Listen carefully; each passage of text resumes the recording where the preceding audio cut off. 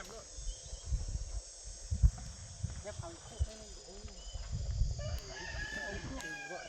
นเขานิดนึงขึ้นเขานิดนึงเต้นเบิ้งเชือกตัวนี้ขึ้นเขาอีกหนุนโลปัญหาจะเกิดขึ้นไปยกน้ำแล้วน้ำจานยกของร้อยน้ำเขาลูกมาเด้อพ่อไม่เอามาพ่ออันนี้จอดก้อนตัวไหนปุ๊บน้ำพัดเหรอวะจะวางแบบให้พอดีซ้ำค่อยมักเป๊ะเลยดีแล้วบ่นี่แบบสลบลงมาอันดังหลังมันนี่บ่แ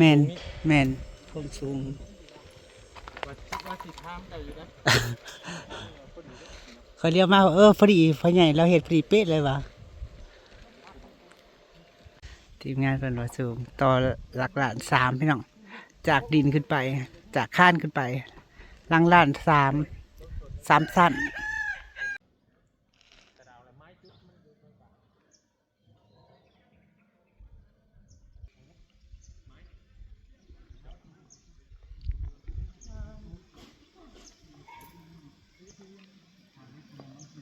กระดับ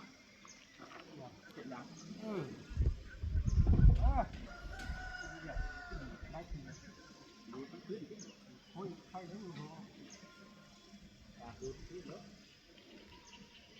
ดูเซฟอ่ะเอาพวกนี้ดูเนี่ยรถยืนลงมายูฮูแดดเอ้ยแดดสุดยอดความว่าแดดเอากราบสบายดีนะจ้าสวัสดีทั้งใกล้และไกลบัวจุดใดในโลกนี้เขากล่าวคำว่าสบายดีนะจ้าหลังจากข้าเจ้ากินเขาอย่างเรียบร้อยข้าเจ้าก็ลงมือยาวต่อน้องยกโครงหลังคาเอาดินเขาเรียบร้อยแล้วเลยแต่ยกเลยแต่สังกะสีด้วยเลยแต่มุงบัดนี้มุงแล้วก็เป็นห้องน้ำแล้วคือจบไปต่อในสำนีนางกระสิบคอไปต่อในสำนีปีหนาค่อยว่าไม่แล้วเขาแล้วน้ำค่อยว่าไม่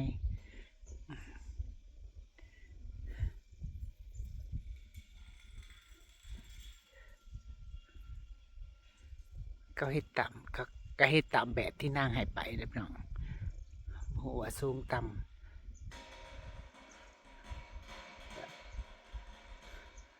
ขาวห้าวสลบมันลงมานะน้องบอกว่ามันเขาใส่ความสูงเท่าไหร่เด้นางก็บ่รู้นางก็เอาแต่ว่าตามที่สร้างนางก็มักง่ายเนาะนางก็เอาใจสร้างก็เอาตามใจสร้างนะก็เอาตามใจสร้างว่าสร้างมันโอเคว่ามันพอดีว่ามันงามตามแบบก็ซ้ำนั่นโดยประมาณเนาะเพราะเขาก็เป็นสร้างเด้เขาก็เจ้าของมูดนี่ทรงนี่มันก็จะอยู่ในระดับนี้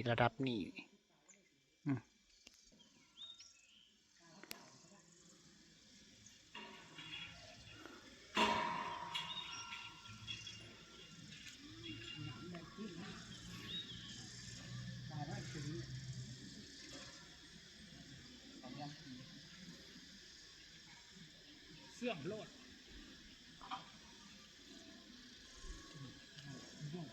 จะล่มไปลิ้นหลังๆ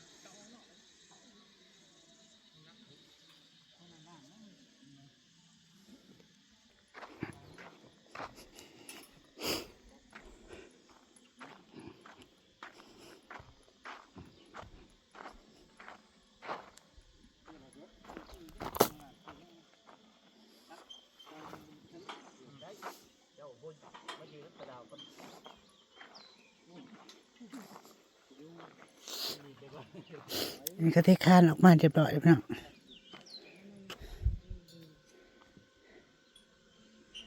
คานออกมาอันนี้ขอบมันออกมานี่อันนี้ก็เป็นมองแอมขึ้นมา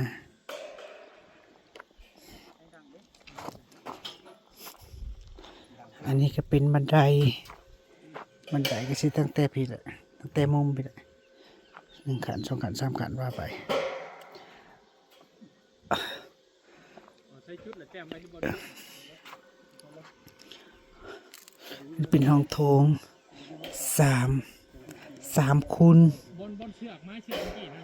4 ไม้เชือกเมื่อกี้ ประมาณ4 50 4 20ประมาณนี้นะ4 ประมาณนี้ก็ถือว่ากว้างอยู่พี่น้องกว้างอยู่ห้องโถงส่วนมากบริเขามานั่งเล่นหยังกระดอกเขาก็สิไปตู้พุ่นละถ้าเป็นเงินเป็นชาติแล้วว่าหมู่พวกมาเขาก็จะไปนั่งมองเย็นๆมองใกล้น้ำพุ่นละ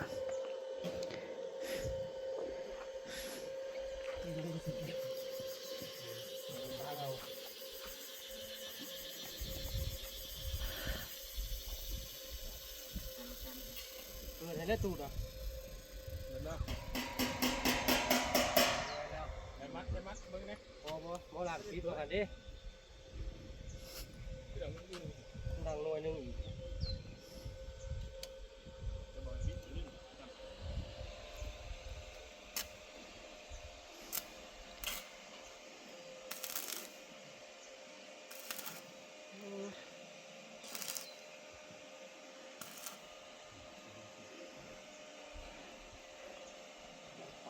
ได้ก็ได้ทั้งทางต้องการเสื้อทางเดียว บัดมุ้งบัดหยังแล้วมันไปตาสิบ่ปิวบ่ เดี๋ยวเขาสีช้างได้หลาย ประกันเนาะรับประกันเด้อก็สิอาศัยอ้ายเพิ่นละพี่น้องมาเฮ็ดจนแล้ว สร้างอื่นเขาเฮ็ดบ่โอเค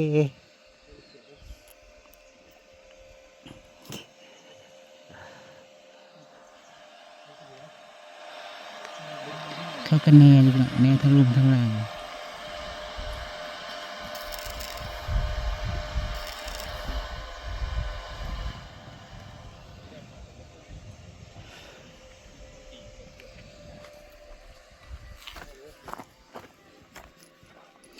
มื้อเช้านี่ก็บ่ได้โฮดพี่น้องเอ้ยต้นไม้นางนี่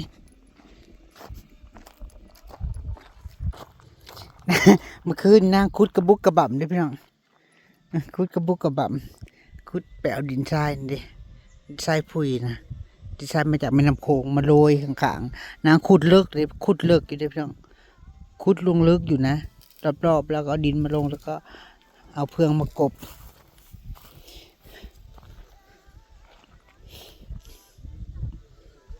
มีแต่พ่อใหญ่เสือเลยพี่น้องเพิ่นมาหาปลูกเนี่ยนะนางก็บ่ได้บอกดอกเพิ่นปลูกเองเพิ่นปลูกหมองหันหมองนี่นะนางบ่ได้บอกดอกว่าต้องปลูกตรงนั้นนะต้องปลูกตรงนี้นะบ่ได้ปลูกบ่ได้บอกจ้ะเพิ่นปลูกเองเพิ่นกล้าเองมะเขือก็เริ่มจ่อดอกกันนี่งามอยู่เริ่มนะเพิ่นว่างๆก็ไปหาปลามาปล่อยพี่น้องนี่อันนี้อ้อยเด้พี่น้องนางสิว่าไว้ให้มันขึ้นจากเหงาจากใดหั่นเด้เด้บัวนางที่นางเอามาใส่มือนะพี่น้องนะ1 เหงาพูน2 เหงาน่าจะติดอยู่นะน่าจะโอเคอยู่นี่3 เหงา4 เหงาทั้งผูกก็มีเดี๋ยวจะเว้ากับสร้างอีกเทื่อนึงแล้วจ้ะเนาะว่าอันฐานเล็กเขาเจ้าเหลือนะใส่เขาเจ้าเฮ็ดสะพานไปหันกาดไปหันเด้อพี่น้องสะพานกาดไปทางนี้นะนี่ออกมาจากสวนนี่สวนสลอยกันย่างขามไปหันได้เด้นางปลูกดอกไม้นี่ไงมันเป็นหมากแล้วนะนี่นะ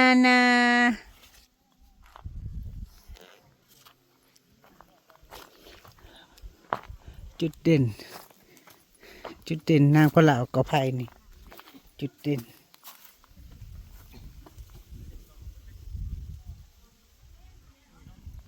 สวนยายลี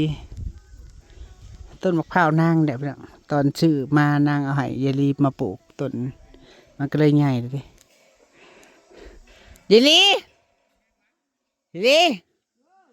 ขันแกงทำไมแล้วมาหักเอาแหนงมันอยู่นี่ว่าขันไปหามาแกงวันแหนงมันแถวนี้เด่นแต แต่ว่านั่นนี่มันก็บ่พ่อแกงดอกแต่มันพ่อได้ฮักอยู่นี่โอ้ด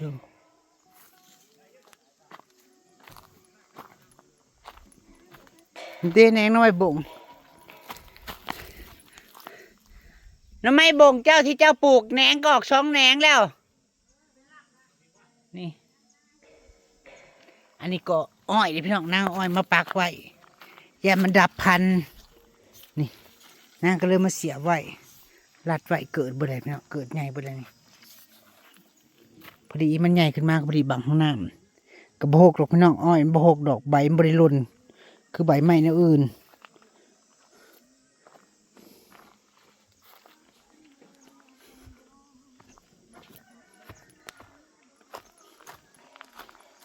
ยัดสร้างหอดพี่น้องเอ้ยเอาไปให้สร้างก็ได้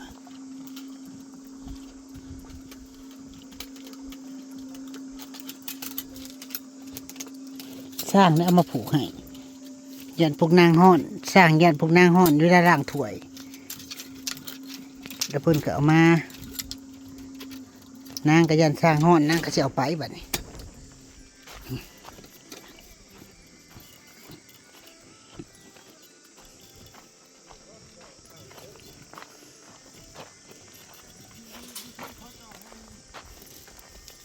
เอาไปเสียบใส่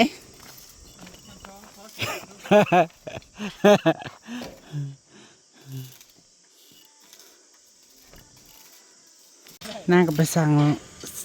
น้ำปั่นเสาแสงใหม่ก็ละจอกละจอก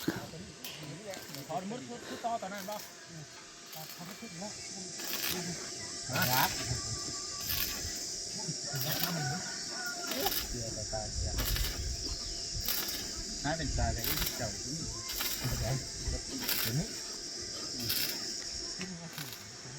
มาทางดาวมันถือมีสติไล่นี่รูปนี้หอมไหมเย็นทีนี่หอมทายรูปไหมรูปอันเก็บเยอะแก้ติดกระโดดคอยว่าเอาอันนี้เหยียบหนูลงมากไหวคอยไหว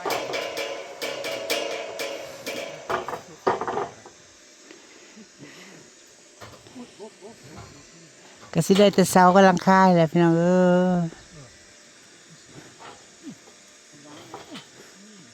ถ่ายได้เทพื้นกับแอมนี่ก็สิว่ายูฮูนั่นแหละก็สิดีใจก็สิได้50%นะถ่ายได้แอมได้พื้น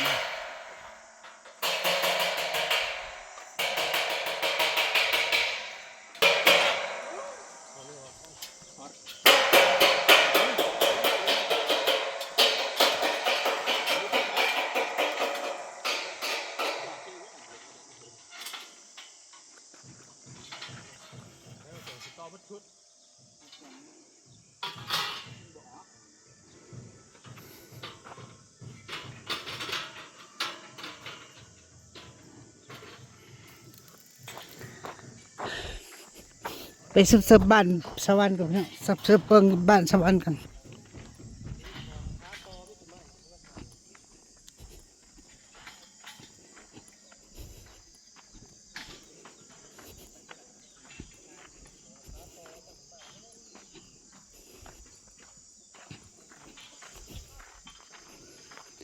ว่ามาถึงขั้นไหน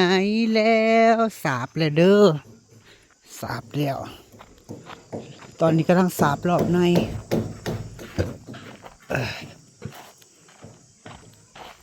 ย่างตักแดดไปย่างตักแดดมาโอ้ยซิลิโคนหน่อยบ่ได้สาบแล้วจ้าสาบแล้วสาบแล้วสาบแล้ว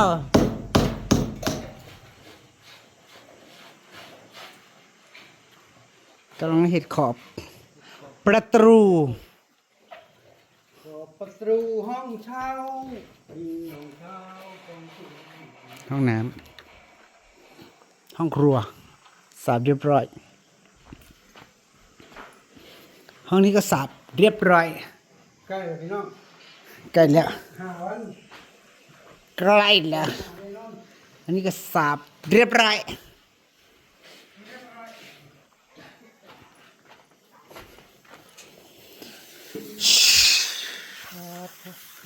โกรยทะโยม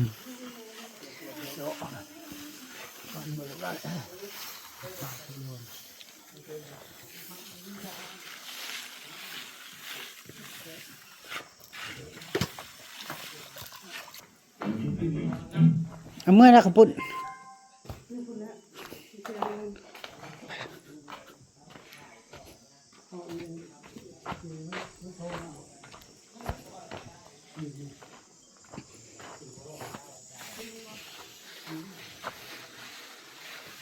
โสดเลยจ้า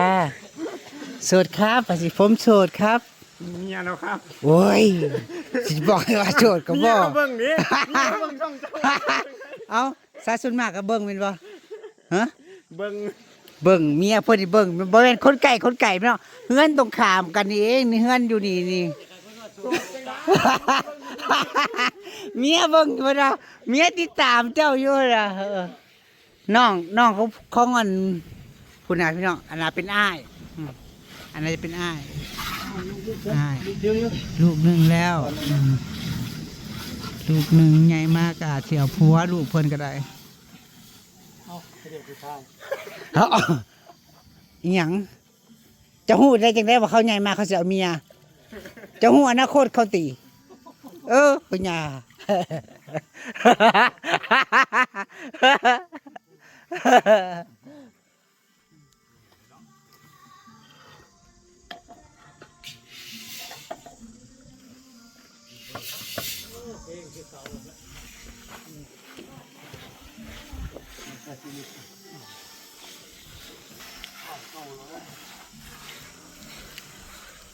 ใกล้แล้วพ่อใหญ่สร้างใกล้แล้วเจ้าของบ้านก็นั่งเลือกตาม่านอยู่พี่น้องเอ้ยได้แตะเบิ่งเขาเพิ่นก็เบิ่งได้แตะเบิ่งดอกพี่น้องเอ้ยก็บ่ได้ฮู้ว่ามองได้ดีบ่ดีดอก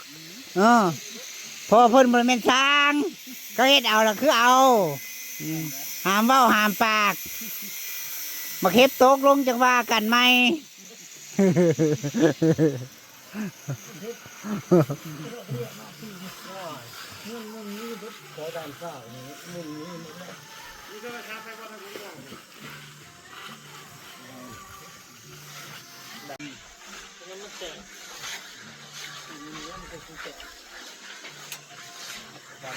น้องจ๋าสารสมิจ้า